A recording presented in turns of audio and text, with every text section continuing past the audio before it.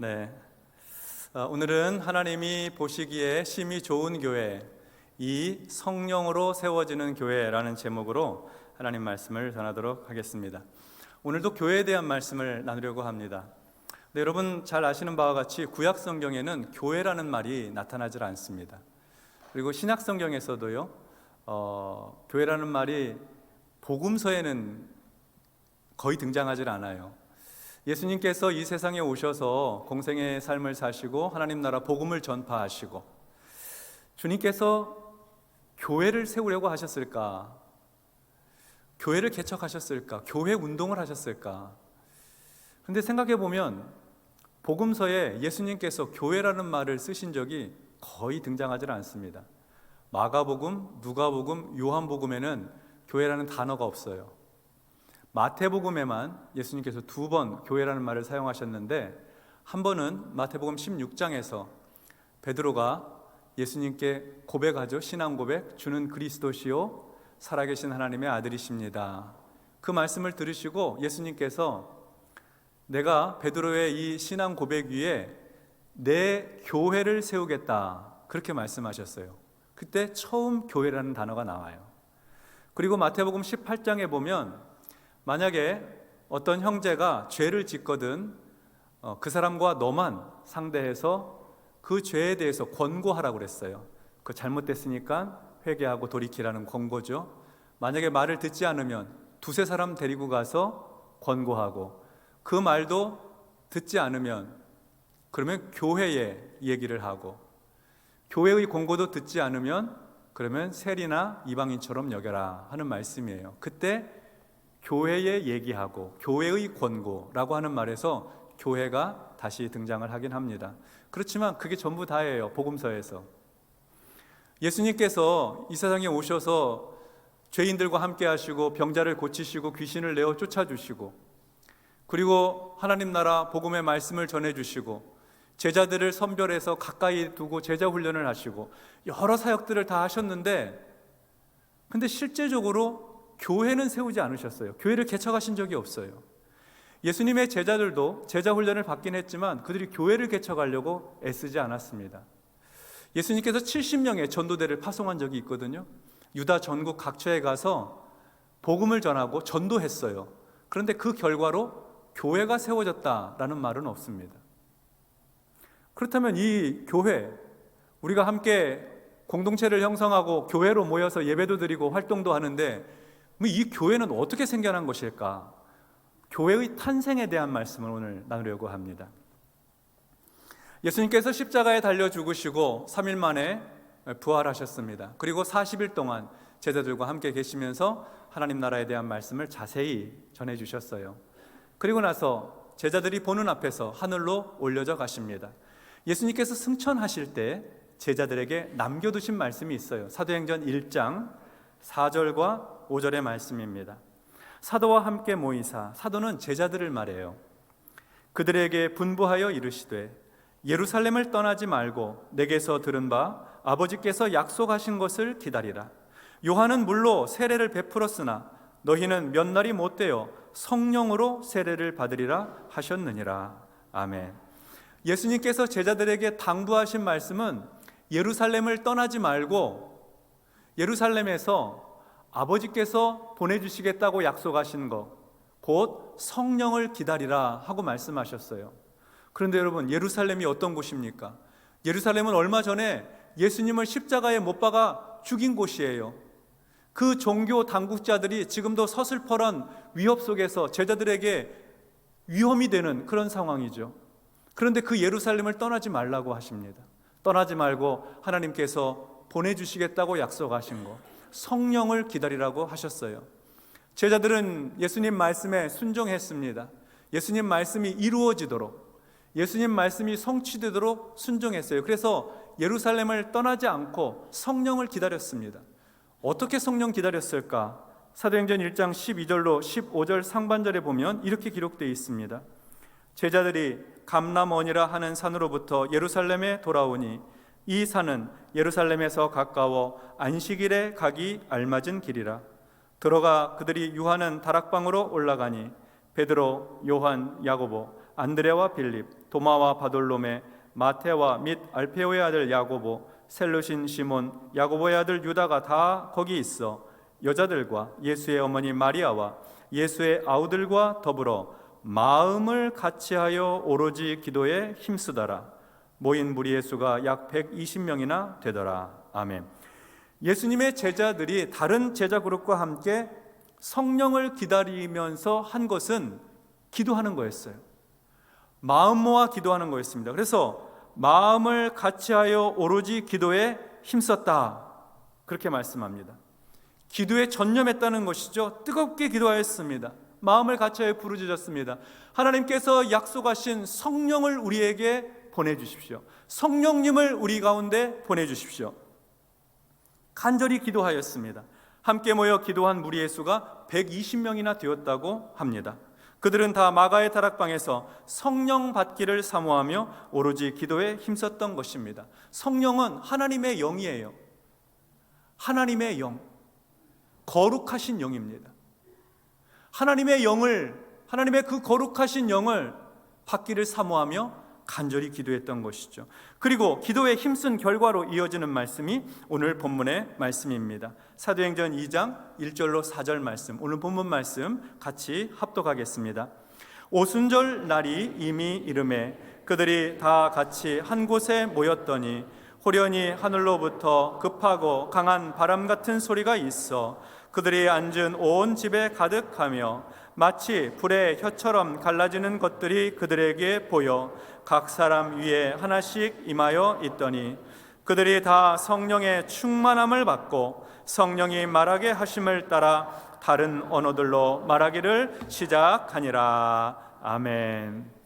제자들이 매일 모여서 기도하였습니다.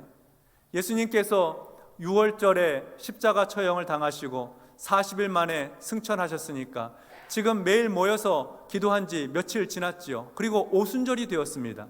오순절은 유대인들의 명절인데요, 6월절로부터 시작해서 50일 지난 날을 말합니다. 봄에 수확한 첫 번째 결실을 가지고 하나님께 나아가 제사하는 절기입니다. 이 오순절에 제자들이 다 같이 모여서 이전처럼 전심으로 기도하는데 갑자기 하늘에서 급하고 강한 바람 같은 소리가 나는 것입니다. 같이 모여 둘러앉은 다락방 안에 바람 소리가 강하게 들리는 거예요. 귀로 들려요. 신비로운 장면이죠. 그런데 더 놀라운 것은 불의 혀처럼 갈라지는 것들, 불꽃과 같은 모양이 눈에 보이는 것입니다. 그리고 불의 혀와 같은 모양이 기도하고 있던 각 사람의 머리 위에 하나씩 임하였습니다. 놀라운 성령의 임재가 있게 된 것이죠. 그래서 함께 모여 기도하던 제자들이 다 성령으로 충만하게 되었습니다. 하나님의 영으로 충만하게 되었어요. 아, 이 역사가 주님께서 우리에게 예루살렘을 떠나지 말고 기다리라고 한 성령의 역사구나 하는 것을 그들은 직감하였습니다. 제자들은 성령의 충만함을 받고 성령님께서 말하게 하심을 따라 다른 언어로, 외국어로 말하기를 시작하였습니다. 자기의 의지가 아니라 성령께서 말하게 하시는 거예요. 한 번도 배워보지 않은 외국어로 말하는 것입니다. 이것이 바로 첫 번째 성령 강림의 역사였습니다. 그리고 성령께서 이들에게 강력한 충동을 주셔서 제자들이 예루살렘 거리로 쏟아져 나갔습니다. 그리고 성령께서 말하게 하심을 따라서 외국어로 막 말을 하는 거예요. 우리로 말하면은 다 한국어 쓰는 사람들이었는데 성령으로 충만하게 되자 일본어, 중국어, 러시아어, 영어, 아랍어, 다양한 외국어를 했다는 것이죠. 그 당시에 예루살렘에는 오순절 명절을 지키기 위해서 유대 인근에 있는 다른 외국 이방 지역에 흩어져 살고 있는 재외 동포들이 오순절 명절을 지키기 위해 예루살렘으로 모여든 때였습니다. 성경에 보니까 적어도 15개국 이상에서 모여들었어요. 그런데 자기들이 가만히 들어보니까 하나님께서 예수님을 이 세상에 보내시고 십자가에 달려 죽었지만 죽은 자 가운데 3일 만에 부활시키셨다는 예수님의 십자가와 부활에 대한 이야기를 자기들이 살고 있는 그 동네, 그 나라의 언어로 귀에 들려오는 거예요. 얼마나 신기하겠어요. 똑같이 우리와 같은 유대인들인데 여기 본토 사람들 같은데 유창한 외국어로 자기들에게 하나님의 큰 일, 하나님께서 행하신 예수 그리스도의 십자가와 부활의 복음을 전해주는 것입니다. 특별히 베드로는 그 유대인들에게 너희가 십자가에 못 박아 죽인 예수를, 그 예수는 하나님의 아들이신데 그 예수를 하나님께서 죽은 자 가운데 살리셔서 우리의 주와 그리스도가 되게 하셨다고 전파하였습니다. 누구든지 예수를 믿고 회개하고 죄사함 받고 세례를 받으면 하나님의 자녀가 되고 구원받는다는 복음의 말씀을 선포하였어요. 그때 베드로가 전한 그 말씀을 듣고 마음에 찔려 회개하고 세례를 받고 죄사함 받고 예수 믿기로 작정한 사람이 성경에 보니까 그날 3,000명이나 죽게 돌아왔다고 했습니다. 그리고 이 3,000명이 함께 모여서 교회를 이루게 되었어요. 예수님을 믿는 사람들이 같이 신앙생활을 하게 되는 겁니다. 이것이 바로 교회가 탄생하게 된 배경입니다. 그러니까 처음 교회의 시작은 성령 강림으로부터 출발했다, 그렇게 볼 수 있는 것이죠. 성령님이 제자들에게 임하시자 예루살렘 당국자들에 대한 두려움이 사라지고 담대한 마음으로 예루살렘 거리로 나가 복음을 전파하였고 그 결과 믿고 세례를 받은 자들이 생겨난 것입니다. 교회가 탄생한 거예요. 그러므로 교회는 성령의 역사로 세워진 것이라고 할 수 있습니다. 그렇습니다. 교회는 성령으로 세워집니다. 그리고 성령으로 세워진 교회에서는 다음과 같은 일들이 일어났습니다. 사도행전 2장 42절에 보니까 그들이 사도의 가르침을 받아 서로 교제하고 떡을 떼며 오로지 기도하기를 힘쓰니라. 그들이 사도의 가르침을 받아 서로 교제하고 떡을 떼며 오로지 기도하기를 힘쓰니라. 성령으로 세워진 교회에서 사도들이 하나님의 말씀을 가르쳤습니다. 교인들은 하나님 말씀을 배웠어요.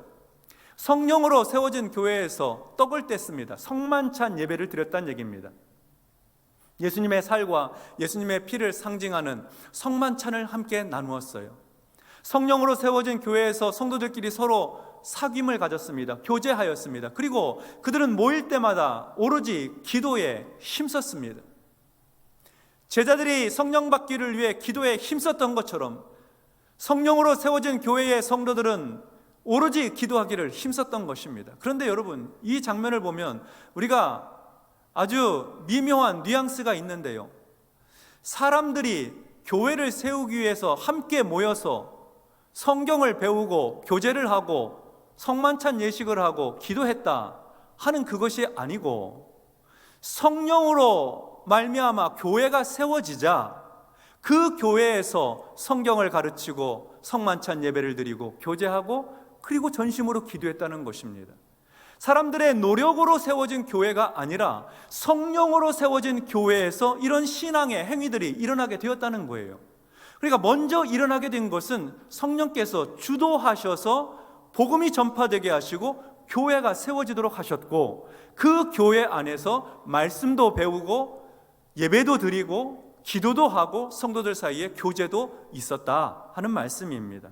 순서가 무엇이 먼저이고 무엇이 나중인가 하는 것이 중요한 것입니다. 성령으로 세워진 교회 안에서는 여러 기적들이 일어나요. 먼저 성령으로 세워진 교회에서는 예수님께서 이 땅에서 공생애 때 행하셨던 병고침의 기적, 귀신이 쫓겨나는 기적, 죽은 자가 살아나는 기적이 동일하게 일어났습니다. 성령으로 세워진 교회, 성령으로 충만한 사람들을 통해서 질병이 떠나가고 귀신이 떠나가고 그리고 죽은 자도 살아나는 기적이 일어나게 된 것입니다. 이러한 기적들을 통해서 교회는 폭발적으로 부흥하고 성장하게 됩니다. 또 성령으로 세워진 교회에서 기적과 같은 일이 또 일어나는데요, 사람들이 자기의 소유를 가지고 와서 다 내놓는 거예요. 자기의 재산을 다 내놓아요. 그리고 필요한 대로 가져다 사용하도록 하였습니다. 그걸 가리켜서 유무상통이라고 하죠. 이 유무상통하는 모습을 교회 안에서 경험한 사람들이 너무 행복한 거예요. 근데 교회 안에서 성도들만 그렇게 행복한 것이 아니라 교회 밖에서 그들을 바라볼 때에 교회에 자기 재물을 내놓고 함께 생활하는 사람들이 너무 신기한 거예요. 그래서 교회와 성도들을 칭송하고 칭찬하는 일이 일어납니다. 교회는 힘을 얻고 믿는 자의 수는 더해가게 되었습니다. 사도행전 2장 44절로 47절에 그러한 내용이 기록되어 있는데요, 우리 이 말씀 같이 합독해 보도록 하겠습니다. 믿는 사람이 다 함께 있어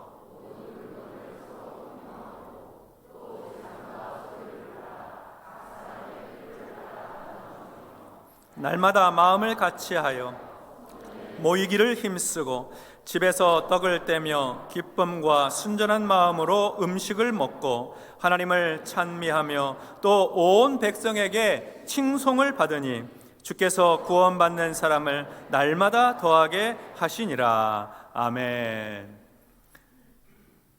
병고침의 기적도 놀라운 기적이죠. 죽은 자가 살아나는 건 말할 수 없는 기적이죠.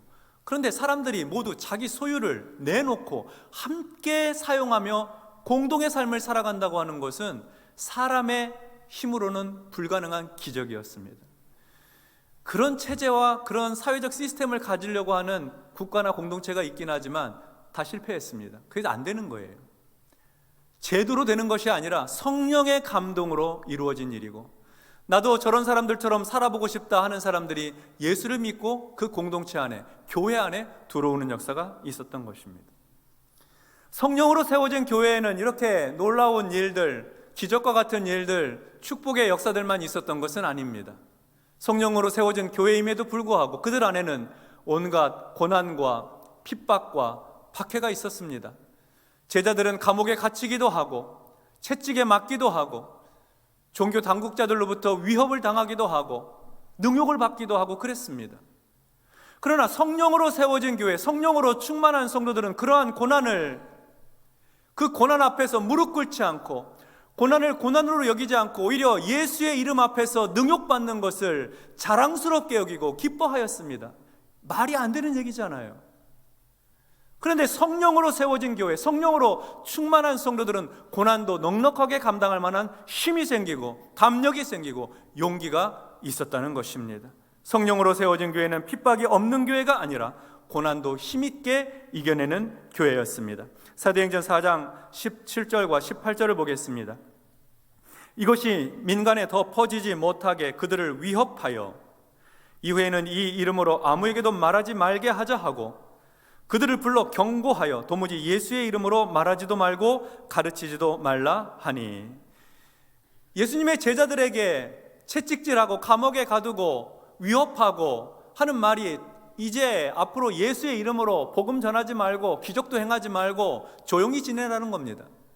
사도들은 종교 당국자들의 이 험한 말을 듣고 나서 이렇게 대답을 했어요. 하나님 앞에서 너희 말을 듣는 것이 하나님 말씀을 듣는 것보다 옳은가 판단하라. 우리는 보고 들은 것을 전파하지 않을 수 없다. 담대하게 용기 있게 그렇게 힘있게 말을 하고 복음을 전파하였습니다. 이런 담대함과 용기가 어디서 나온 것입니까? 성령 충만함으로 나온 것입니다. 예루살렘으로 어떻게 쏟아져 나왔어요? 성령 받고 나온 거예요. 성령으로 충만한 사람들, 고난도 이겨낼 만한 담력과 용기를 얻게 된 것입니다. 성령의 역사로 세워진 교회, 성령으로 세워진 교회는 복음을 전파했습니다. 처음에는 유대인들에게만 복음을 전했어요. 그 다 유대인들이었거든요. 유대인들 생각에는 하나님의 구원과 축복은 유대인에게만 허락된 것이다. 예수 믿고 구원받는 것도 유대인에게만 허락된 것이다. 그래서 처음엔 다 유대인들에게만 전했어요. 그런데 핍박과 박해로 인해서 사람들이 예루살렘에서 흩어져서 이방인의 땅에도 가게 되는데, 사실 이방인의 땅에 가서도 처음에는 유대인 회당에 가서 유대인에게만 복음을 전했다가 그중 몇몇 사람들이 이방인에게도 복음을 전했는데, 이방인도 예수 그리스도의 십자가와 부활의 복음을 듣고 회개하고 예수를 믿고 자기들이 받았던 것처럼 성령을 받게 되는 거예요. 그러면서 엄청난 충격을 받게 되는 것이죠. 그들은 유대인에게만 국한되었던 그 복음이 성령으로 세워진 교회를 통해서, 복음을 통해서 유대인의 울타리를 넘어서 이방인에게까지 나아가게 되는 것입니다. 시리아 안디옥이라는 곳에서 이방인 교회가 세워져요. 최초의 이방인 교회죠. 그런데 이방인 교회가 세워졌을 뿐만 아니라 예수 믿고 돌아온 많은 이방인들을 통해서 그 중에 뽑아 하나님께서 선교사를 파송을 해요. 바울과 바나바, 최초의 이방인 교회에서 파송한 선교사입니다. 그들은 유대인들이었어요. 근데 파송한 교회는 이방인 교회예요. 예루살렘 교회에서 선교를 시작한 것이 아닙니다. 이방인 교회를 통해서, 성령으로 세워진 교회를 통해서 사람의 생각과 관념, 상식을 뛰어넘어 하나님의 구원 역사가 온 세계로 펼쳐질 수 있도록 성령의 역사는 계속해서 들불처럼 번져 나갔던 것입니다. 그 내용이 사도행전 11장 19절로 21절에 기록되어 있습니다. 그때 스데반의 일로 일어난 환란으로 말미암아 흩어진 자들이 베니게와 구브로와 안디오게까지 이르러 유대인에게만 말씀을 전하는데, 그 중에 구브로와 구레네 몇 사람이 안디옥에 이르러 헬라인에게도, 이방인이거든요, 헬라인에게도 말하여 주 예수를 전파하니 주의 손이 그들과 함께 하심에 수많은 사람들이 믿고 주께 돌아오더라. 아멘. 모두 다 성령의 강림으로, 성령의 역사로 세워진 교회에서 일어난 기적과 같은 일들이었습니다.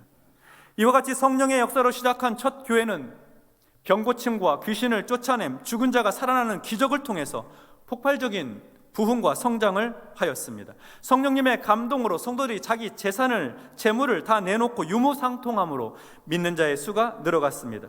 성령의 역사로 환난과 핍박 속에서도 담대하게 복음을 전파하며 고난을 이겨냈습니다. 성령님의 역사로 이방인 교회가 세워졌고, 그리고 그 교회를 통해서 전 세계로 복음이 전파되었습니다. 오늘 우리도 바로 이 복음을 듣고 예수를 믿어 구원에 이르게 된 것입니다. 성도 여러분, 하나님이 보시기에 심히 좋은 교회는 성령으로 세워지는 교회입니다. 아무리 교회 건물이 있고 말씀 공부를 많이 하고 제자 훈련을 하고 재정과 인력이 다 준비되었다 하더라도 성령님이 아니고서는 교회가 세워지지 않는 것입니다. 교회는 성령으로 세워집니다. 성령님의 역사로 교회가 시작되고 성령님의 도우심으로 교회가 부흥하며 성령님께서 함께 하실 때에 교회가 선교적 사명을 감당할 수 있는 것입니다. 그러므로 교회는 언제나 성령님의 강력한 임재와 역사를 사모해야 합니다. 자동차가 잘 만들어지고 디자인이 세련되고 깨끗하고 엔진의 성능이 탁월하고 고급 휘발유를 가득 채워 놓았어도 자동차를 달리게 하는 힘의 시작은 불꽃에 있습니다. 불꽃이 튀어야 시동이 걸리고 그리고 달릴 수 있는 것입니다. 성령님은 우리 신앙생활에 있어서 불꽃과 같습니다. 우리가 주일을 성수하고 성경을 공부하고 훈련을 받고 봉사와 섬김을 할 때에 성령의 불꽃으로, 성령의 충만함으로 우리 가운데 역사해야 기쁘고 감격 속에서 신앙생활을 하게 되는 것입니다. 성령의 불꽃이 아니면 우리가 어떠한 신앙생활을 하더라도 기쁨이 없어요. 내 노력으로 하는 신앙생활은 언제나 힘들고 지치는 것입니다. 그 마지막은 불평, 불만이요, 시험에 드는 거예요. 그러므로 우리의 신앙생활에서는 언제나 우리가 먼저 사모해야 될 것은 하나님의 영으로, 주님의 성령으로 우리의 심령을 가득 채우는 것입니다. 성령으로 충만한 것이 먼저입니다. 언제 성령 충만하게 될까요? 성령 충만은 기도할 때 임합니다. 제자들이 오로지 기도에 힘쓸 때 성령 강림을 체험했듯이 성령 충만은 기도할 때 경험하는 것입니다. 성령님의 임재를, 성령 충만을 사모하십시오. 우리 영혼에 성령의 불꽃이 활활 타오르기를 소원하시기 바랍니다. 성령님을 의식하고 성령님께서 내 마음에 주시는 감동에 순종하여 살면 우리의 신앙생활은 하늘을 나는 것처럼 기쁨으로 충만하게 될 것입니다. 능력 있는 신앙생활 하게 될 것이에요. 성령으로 충만할 때 고난도 넉넉하게 이겨내는 것입니다. 우리 바른교회는 여러 기도 모임들이 있습니다. 주중에는 매일 기도회가 열립니다. 지하 1층 중보기도실에서 권사님들 중심으로 해서 월요일, 화요일, 수요일, 목요일 매일 아침마다 기도해요. 목요일 날 오전에는 어머니 기도회로 모입니다. 매일 새벽마다 새벽 기도회가 있고 또 암 환우를 위한 중보기도 모임이 있습니다. 그리고 주일은 주일 예배 시간마다 예배에 참여한 성도들이 하나님의 은혜를 받고 하나님께 영광 돌리는 성령 충만한 예배 되기를 위해서 기도하는 기도팀이 따로 지금 기도하고 계세요. 지금 3부 예배 시간에도 1부부터 4부까지 중보기도팀이 기도합니다. 수요기도회가 있고요, 금요기도, 철야기도회가 있습니다. 금요기도회는 기도를 많이 하기 위해서 함께 모여서 공동의 기도 제목을 가지고 기도하기도 하고 개인의 기도를 하기도 합니다. 기도하는 모임들마다 하나님께서 축복해 주셔서 성령으로 충만하게 해주시기를 바랍니다. 그리고 우리도 기도하는 시간을 사모하고 기도하는 자리를 찾아가고 기도하는 자리를 지켜나가야 하는 것입니다. 기도 외에는 하나님의 영으로 충만할 길이 없어요. 성령으로 충만해야지 능력 있는 신앙생활을 하게 되고, 교회는 성령으로 세워지니 성령 충만한 교회가 은혜로운 교회 되는 것입니다. 부흥하고 성장하고 건강하게 선교적 사명을 감당하게 되는 것이죠. 성령의 불꽃이 우리 삶을 새롭게 변화시켜 주시는 것입니다. 저는 우리 바른교회에 성령의 역사가 풍성하기를 기도하고 있습니다. 성도님들의 삶에서 힘들고 어려운 문제들이 성령의 능력으로 해결되기를 기도하고, 모든 육체의 질병이 떠나가고 마음의 병이 물러가기를 기도합니다. 악한 어둠의 세력이 떠나가고 전도의 역사가 일어나고 화해의 역사가 일어나기를 기도하고 있습니다. 날마다 믿는 자의 수가 늘어가기를 기도하고 있습니다. 그래서 우리 바른교회에 성령의 바람이 불어오고 성령의 역사가 충만한 교회 되기를 소원하는 것입니다. 바른교회 안에 성령님의 충만한 은혜와 역사를 통해서 간증이 넘쳐났으면 좋겠어요. 간증이 가득한 교회, 하나님의 역사가 넘쳐나는 바른교회 되기를 원하는 것입니다.